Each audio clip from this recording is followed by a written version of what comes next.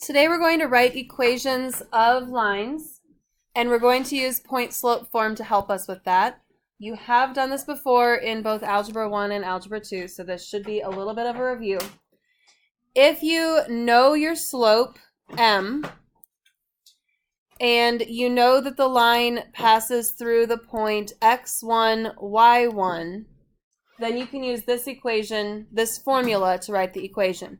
Y minus the y value of your point equals your slope times x minus the x value of your point. So I just highlighted the three places where you drop numbers into this formula. This formula is helpful when you know the slope and you know a point on your line. It's also helpful if you know 2 points on the line, because then you can find the slope and then you have the slope and at least 1 point. Now we don't leave our equation in this form. You would distribute your slope and get y by itself to make your end answer look like y equals mx plus b. So this is always our goal. We're trying to make our equation look like y equals mx plus b. We're going to use point-slope form to help us get there.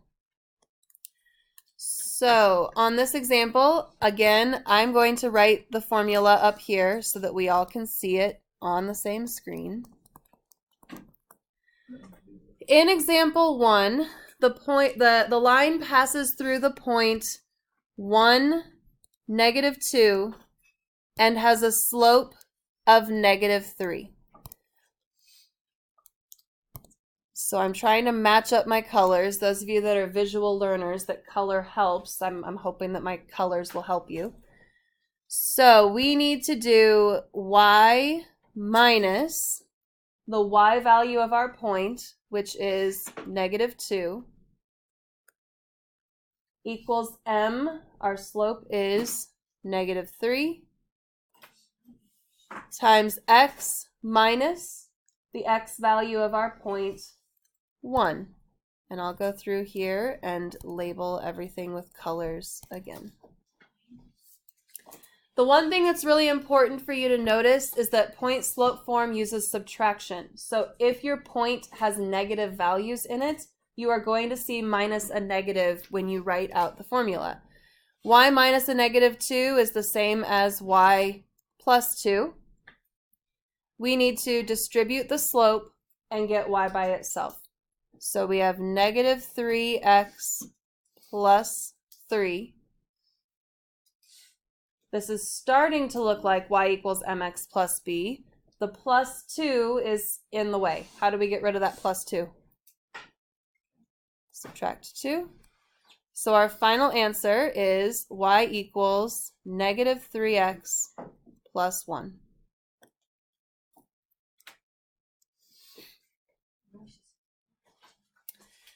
Example 2 is really the same, but what do we not have? We don't have the slope. So your first step is to find your slope. To find your slope, you have to subtract your y values on the top and your x values on the bottom. We would end up with 3 over -6. What does 3 divided by -6 simplify to? -1/2. So now our slope is -1/2. When you have 2 points, you get to choose which point you want to use. Should we choose 3, 1, or should we choose -3, 4? I'm going to choose 3, 1 because it's all positive numbers and it's smaller numbers, so it might be easier to work with. But honestly, either point would work. So y minus the y value of our point equals our slope times x minus the x value of our point.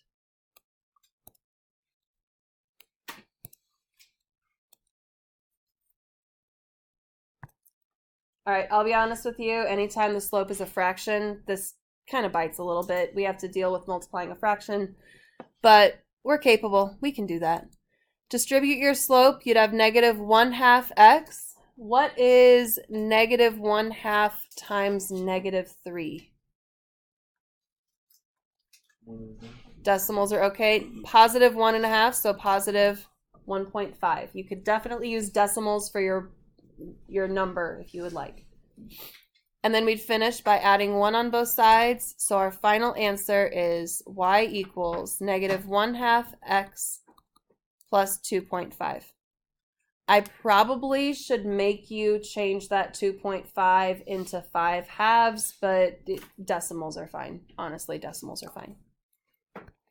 Write the slope-intercept form of the equations of the lines through the point 2, -1. So they're telling us this is the point that our lines are going to go through. First, we have to write an equation that's parallel to this given line.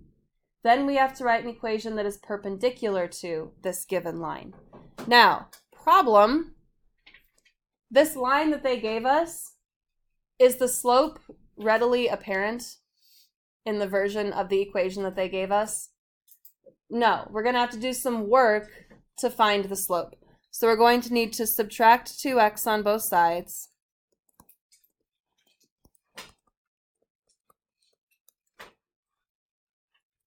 And then divide everything by -3.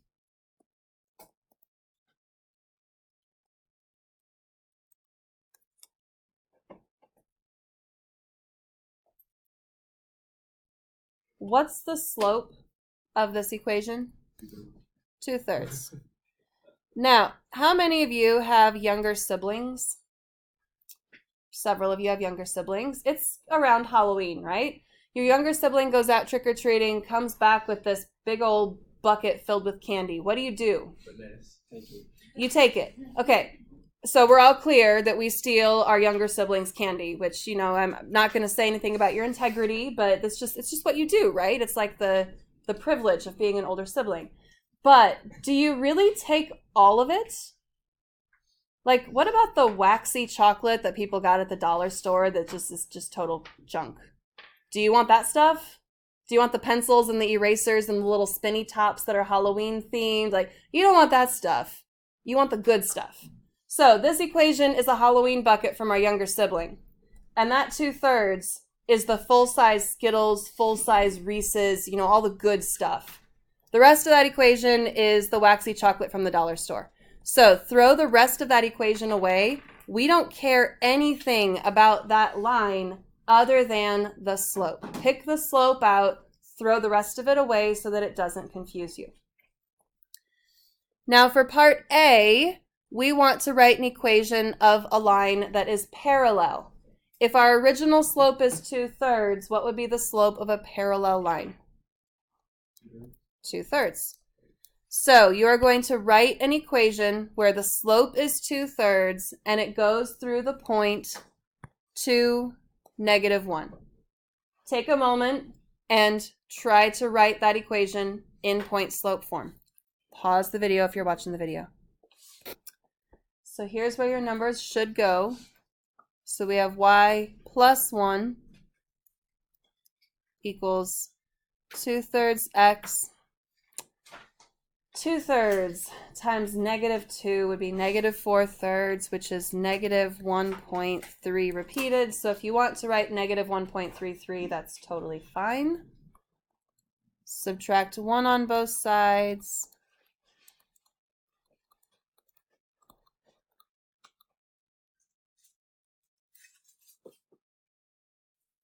Okay, part B. If we want perpendicular slope, what is the slope perpendicular to 2/3?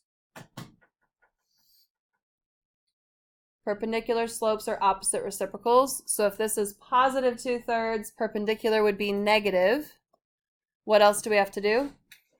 Flip it, so -3/2. We're still using the same point. This one actually works out nicer. So take a moment, distribute your slope, get y by itself, see if you can finish this problem yourself. Okay, the next slide is just reminding you about Hoy and Vux. Horizontal lines have a slope of 0, and the equation is y equals some number. Vertical lines have undefined slope, and their equation is x equals some number. Let's look at example 4. For part A, we want a vertical line that goes through the point -3, 2. If we've got a vertical line through this point, what's the equation of that vertical line? Vertical lines are x equals. What's the x value of that point? So x equals -3. In part B, they want a horizontal line through the point 0, -4.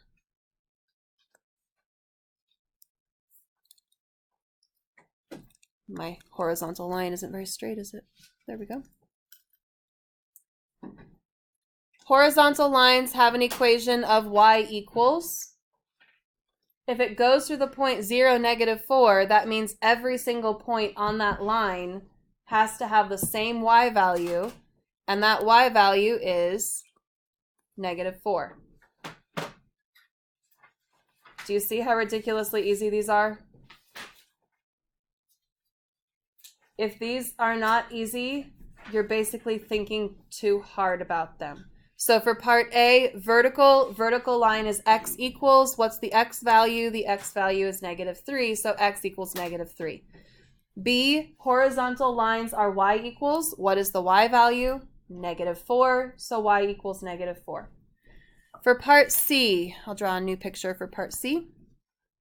You want the equation of the line that passes through the point 0, 2 and 0, -2. What type of line goes through those two pink points? A vertical line. Vertical lines are x equals. What is the x value of both of those points? 0. In D, they want the line passing through -1, 2 and 4, 2. Those 2 points will give you a horizontal line. Horizontal lines are y equals. What is the y value of both of those points? 2. Ta-da! Your assignment, 4.5 book assignment. Make sure you're labeling your assignments in your notebook. Starts on page 202. Numbers 2 through 8 even, and 16 through 26 even.